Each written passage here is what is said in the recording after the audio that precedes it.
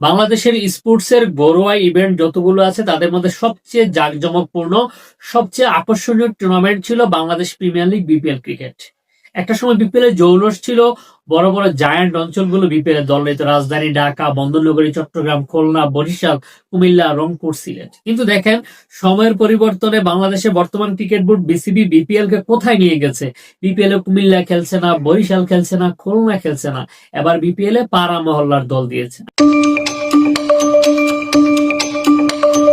প্রথমে বলেছিলাম যদি বিপিএল এ পাড়া মহল্লার দল দেওয়া হয় বিপিএল এর যাচ্ছে তা অবস্থা হবে, বিপিএল ধ্বংস হয়ে যাবে। এই কথাটা কিন্তু বলেছিলাম, হয়তো অনেকের মনে আছে।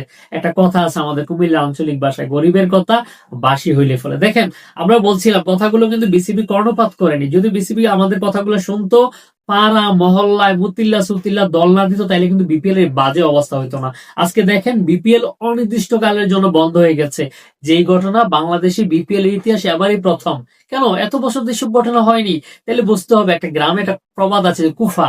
কারা বিপিএল এবার ঢুকলো, কেন বিপিএল এমন সর্বনাশ হলো, এটা বুঝতে হবে। বিসিবি যদি এখনো তাদের চোখ না খোলে, তাহলে তো বিপিএল মানে পুরো ক্রিকেটটা ধ্বংস হয়ে যাবে। এদেশের ক্রিকেট মানুষ দেখবে না, কয়েকদিন পর ক্রিকেটকে বয়কট করবে। যেভাবে এবার দেশের মানুষ বিপিএল কে বয়কট করেছে, দেশের মানুষ বিপিএল দেখছে না, আর কিছুদিন পরে ক্রিকেটে দেখবে না। যদিও আজকে দেখলাম মিরপুরে টি-20 ব্যাটিং করেছে সেনাবাহিনী, মুতিল্লার সমর্থকদেরকে দেখলাম পিটাচ্ছে আর দৌড়াচ্ছে, সেনাবাহিনী অ্যাকশনটা দেখলাম। এরকম করে বিপিএল কে ধ্বংস করেছে বিসিবি, এবার ক্রিকেটকে ধ্বংসের পায়তারা চলছে। বিসিবি কে স্ট্রং থাকতে হবে তাদের সিদ্ধান্তের প্রতি। যারা এরকম করেছে বিপিএল এ দেশে আর বিপিএল এর দরকার নাই, আগে ক্রিকেটার থেকে ভালো মানুষ হতে হবে, তারপর বিপিএল।